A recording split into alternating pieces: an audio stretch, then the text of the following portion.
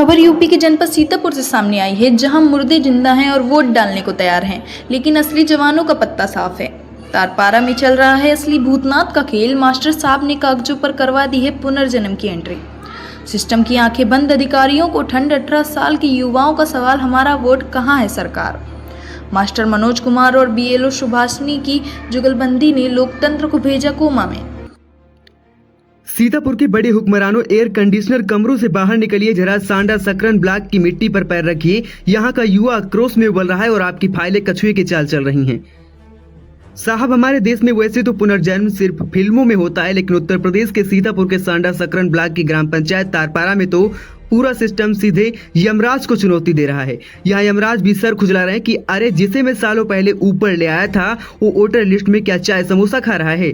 जी हाँ, तारपारा में एक ऐसा मास्टर स्ट्रोक खेला गया है कि जो लोग सालों पहले भगवान को प्यारे हो चुके हैं, उनका नाम वोटर लिस्ट में चमचमा रहा है, और जो बेचारे 18 साल के कड़क और जिंदा युवा जो देश का भविष्य हैं, उन्हें कह दिया गया है कि बेटा तुमसे ना हो पाएगा। ग्रामीणों का सीधा आरोप है कि इस पूरे महाखेल के डायरेक्टर और प्रोड्यूसर कोई और नहीं बल्कि हमारे प्राथमिक विद्यालय के शिक्षक मनोज कुमार और बीएलओ सुभाषिनी वर्मा हैं। इन्होंने मिलकर एक ऐसा फ्यूजन तैयार किया है कि अच्छे अच्छे विलेन भी शर्मा जाएं। जो लोग सालों पहले इस दुनिया को अलविदा कहकर जा चुके हैं, उनका नाम मतदाता सूची में ऐसे रखा गया है कि जो वो लोग कल ही वोट डालने के लिए आने वाले हैं। 18 साल के जो नए युवा जोश के साथ वोट डालने के लिए अपनी उंगली पर स्याही लगवाने का सपना देख रहे थे, उनका नाम लिस्ट से ऐसे उड़ा दिया गया है कि जैसे कपूर हो। आरोप है कि विपक्षियों के साथ मिलकर ऐसी सेटिंग की गई है कि चुनाव से पहले ही पूरा गणित अपनी मुट्ठी में कर लिया जाए।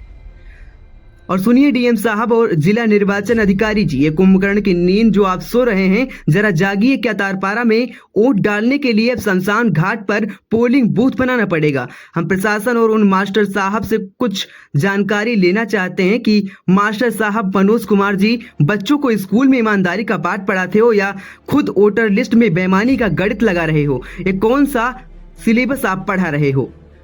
बीएलओ सुभाषिनी वर्मा जी, घर घर जाकर जो वेरिफिकेशन करना था वो क्या सोफे पर बैठकर सपने में किया था? मृत और जीवित लोगों में फर्क समझ नहीं आता या वोटों की मिलाई में आंखें धुंधली हो गई थी? सीतापुर प्रशासन के हुक्मरानों, जब युवा सड़कों पर आकर अपनी नागरिकता और हक की भीख मांग रहे हैं, तो आपकी जांच की फाइलें किस अलमारी में धूल फांक रही हैं? युवाओं की खुली चेतवानी है, जो कि तारपारा के आक्रोशित युवाओं ने साफ कह दिया है कि ये लोकतंत्र है साहब, कोई मास्टर साहब की क्लास नहीं जहां बिना गलती के हमें मुर्गा बना दिया जाए।